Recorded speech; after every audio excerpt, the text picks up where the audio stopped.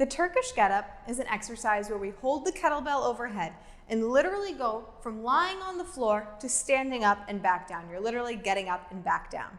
But there is an order of operations to it, and it's almost like choreography.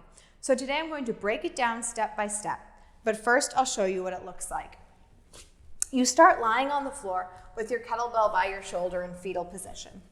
Holding the kettlebell in the hand it wants to ultimately live in, you roll onto your back. Lock the arm into the shoulder socket and bring your opposite arm and leg out at a 45-degree angle.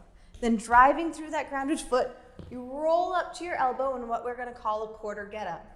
Then you come to your hand in what we're calling a half get-up. From there, you lift your hips and sweep this extended leg underneath you to the tripod position. Locking that arm in the shoulder socket, still look up at it, sit back, bring your hip up and close your leg into a tall kneeling. Now we're going to use that front leg to haul us up to standing, and now we just reverse it.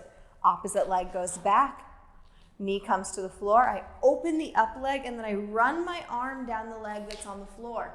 Looking up at that kettlebell, I'm leaning strongly stacked, one hand over the other, kick my leg through, sit down, roll to the elbow, then roll all the way back and pull my kettlebell down. So I understand that was a lot. And while you're going through the program, there's videos that are going to break this down bit by bit, but I'm just going to show you it here as well. So the very first thing we practice is the quarter get-up. And that is that first little bit of the movement where we roll, we take the kettlebell from fetal position, roll onto our back, and we start right here on the floor. First, make sure your arm is locked into the shoulder socket. See here how I wasn't really pulling it down? There was room for it to go. Shoulder is in the socket, now it's not going anywhere. Squeezing the muscles on my back. My opposite arm and leg are out at a 45-degree angle.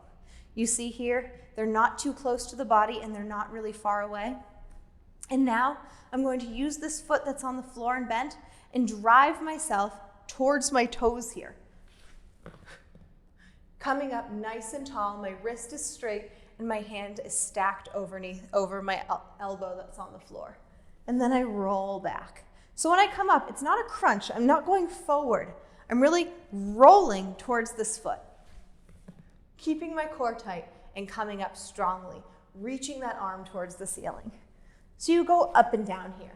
And if you're having trouble with this, you can just practice it with body weight at first or holding a really light object. Sometimes our lightest kettlebell is a little too heavy at first, but I promise it will get easier. So from here, we actually shift our weight up to our hand to the half get-up position.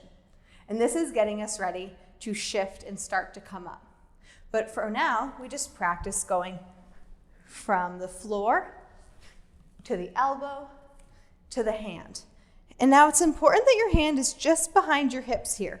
You don't want it to be back here because as you can see my hands aren't stacked on top of each other. This isn't a very strong position for me to move from. Really want that hand fairly close to your body. So you'll practice that half get-up going up and down. The next thing I like to teach is getting to the tripod position, but now we're going to do it without weight because this can be a little tricky.